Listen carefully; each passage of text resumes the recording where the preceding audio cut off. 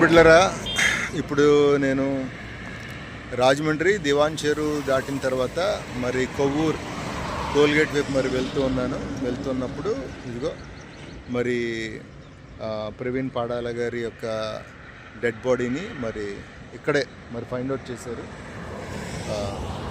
మరి ఆ ప్రాంతంలో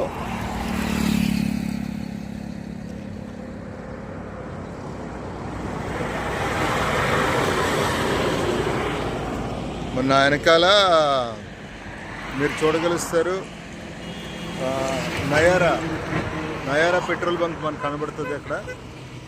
మరి ఇది చాలా బాధాకరమైన ఇన్సిడెంట్ ఇది. మరి మరి దేవుని యొక్క బిడ్డల యొక్క విషయంలో